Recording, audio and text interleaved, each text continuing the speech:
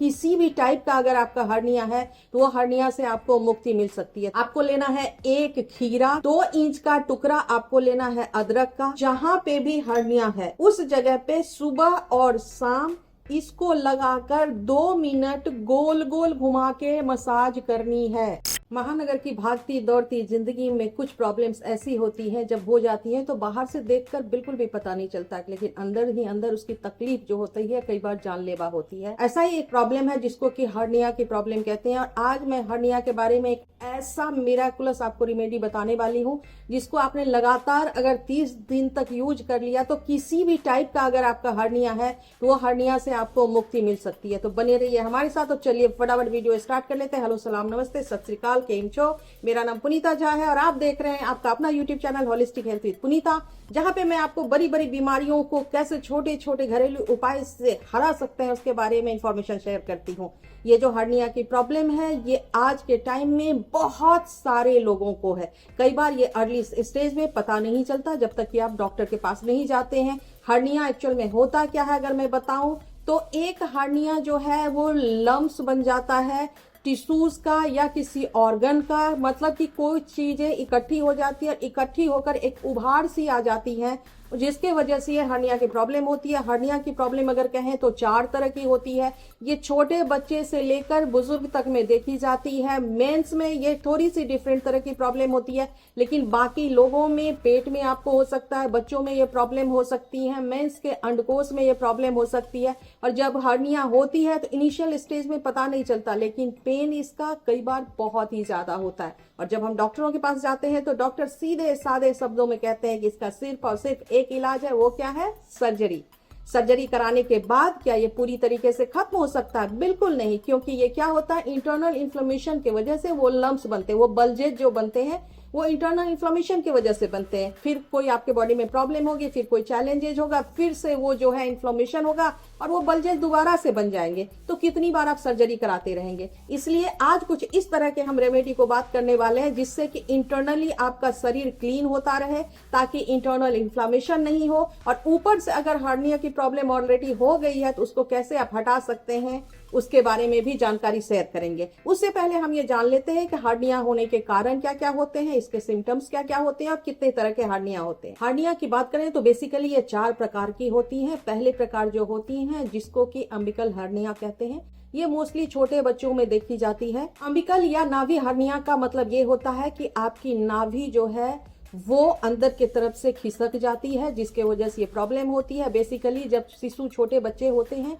उनमें खांसने या छींकने की वजह से, क्योंकि उनके बॉडी के अंदर उतनी स्ट्रेंथ नहीं होती है, तब ये प्रॉब्लम कई बार हो जाती है। और इनिशियल ये पता नहीं चलता, धीरे धीरे बाद में ये रेक्टिफाई होनी स्टार्ट हो जाती है। तो छोटे बच्चों में ज्यादा देखी जाती है। दूसरा जो अम्बिकल हर्निया की प्रॉब्लम देखी जाती है वो ऐसी विमेन्स में जिनको की प्रसव के समय जब उनकी डिलीवरी हो रही होती है वैसे टाइम में जोर लगने की वजह से ये उभार आ जाता है उनके बॉडी में। तो ये हो गया पहला हर्निया। दूसरे को इन्विनल हर्निया कहते हैं। यह मोस्टली पुरुषों में देखा जाता है। पुरुषों में इस तरह की प्रॉब्लम बहुत ही ज्यादा कॉमन होती है, स्पेशली जब आप थोड़ा सा भी एज कर लेते हैं ऐसे टाइम में। और ये जो स्पेशली होता है वो जांघ की जोड़ों में होता है। तो जो हमारी नाली होती है जांघ की जोड़ों में, तो पुरुषों का जो अंडकोश होता है वो अंडकोश जो है उस तरफ से जांघ वाली जो नाली होती है उसके तरफ खिसक जाती है, जिसमें इस तरह की हर्निया की प्रॉब्लम होती है।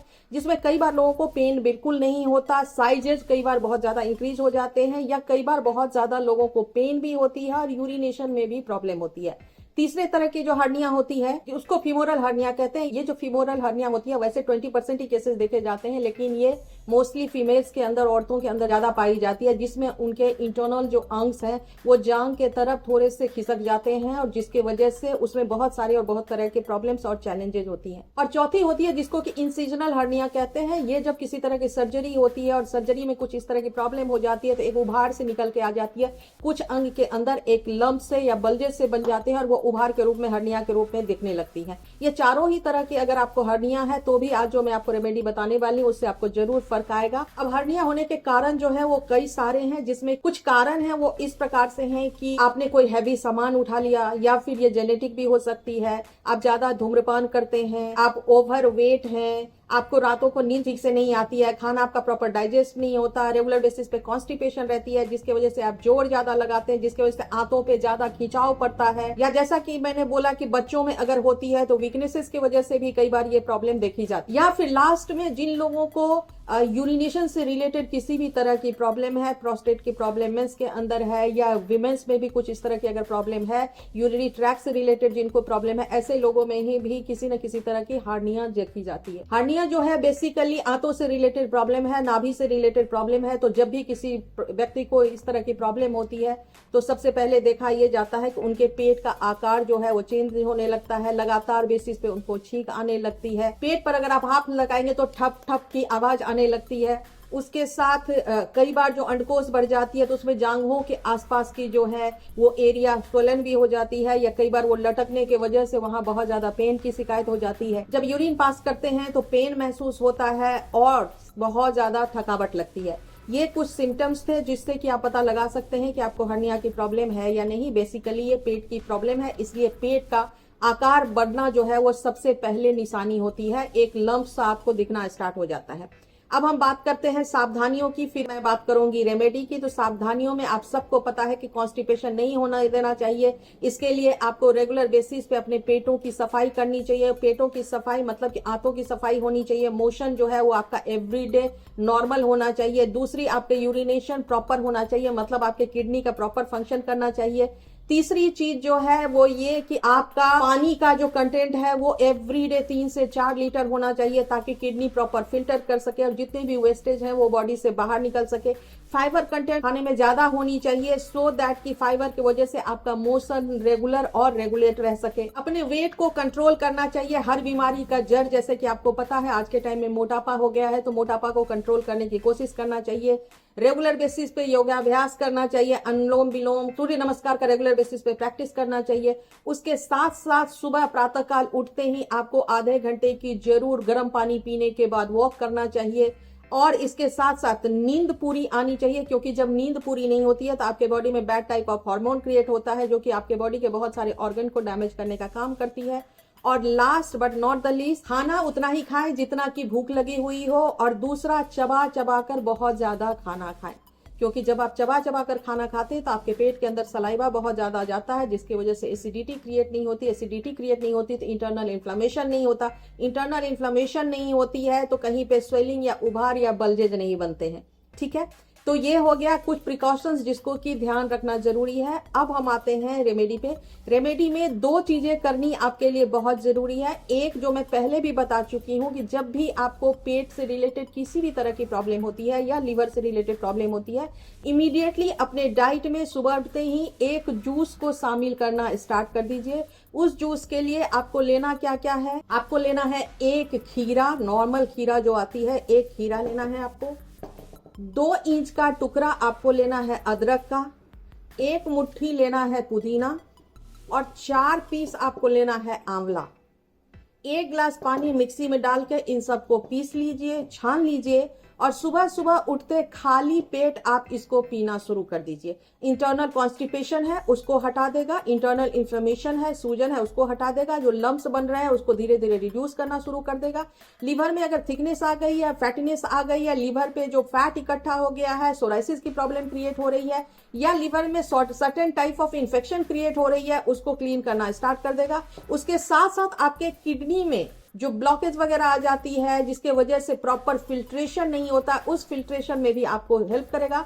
जिन लोगों को यूरिन से रिलेटेड प्रॉब्लम है वैसे लोगों को भी ये बहुत ज्यादा इफेक्टिव है। जो छोटे बच्चों में जो प्रॉब्लम होती है, तो छोटे बच्चों को हम अगर 1 साल से ऊपर का बच्चा है तो हम 2 चम्मच रोज उसको इस जूस का पिला सकते हैं। 1 साल से कम के बच्चे को अगर शिशु को प्रॉब्लम है तो फिर हम आंवला के जूस में शहद थोड़ा सा मिक्स करके उस बच्चे को चटाना शुरू कर दें तो उससे भी फर्क आ जाएगा। तो ये तो हो गया पहला रेमेडी जो आपको रोज सुबह उठते ही करना है। कितने दिनों तक करना है? कम से कम 30 दिन से 90 दिनों तक करना है। कितने दिन पुराना आपका है हर्निया और कितना बड़ा साइज है उस पर भी डिपेंड करता है। इसलिए 1 महीने से 3 महीने मिनिमम आपको ये जूस जरूर पीना है। जब ये जूस पिएंगे तो सिर्फ हर्निया में ही आपको फर्क नहीं आएगा, आपके बाल अच्छे होने शुरू हो जाएंगे, आपके स्किन अच्छे शुरू हो जाएंगे, आपको थकावट कम लगेगी, आपके आर्टरीज क्लीन होने शुरू हो जाएंगे, आपको अगर कोलेस्ट्रॉल कोलेस्ट्रॉल की प्रॉब्लम है तो वो ठीक होना शुरू हो जाएगा, अगर आपको बीपी या डायबिटीज है तो वो भी कम होना शुरू हो जाएगा। इतने सारे फायदे हैं इस एक सिंपल जूस में।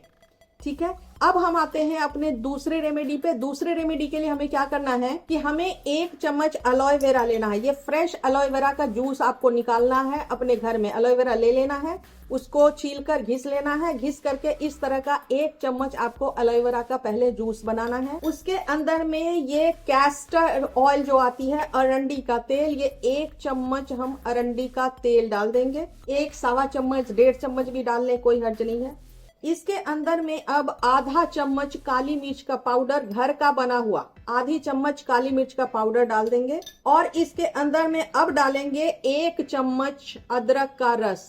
अदरक का रस घर में ही आप अदरक का रस बना लीजिए और इसको इसके अंदर डाल दिया। इसको बहुत अच्छे तरीके से फेंट लीजिए। इस तरह का ये लोशन जैसा बन जाएगा। अब आपको जहां पे भी हर्निया है उस जगह पे सुबह और शाम इसको लगाकर 2 मिनट गोल गोल घुमा के मसाज करनी है।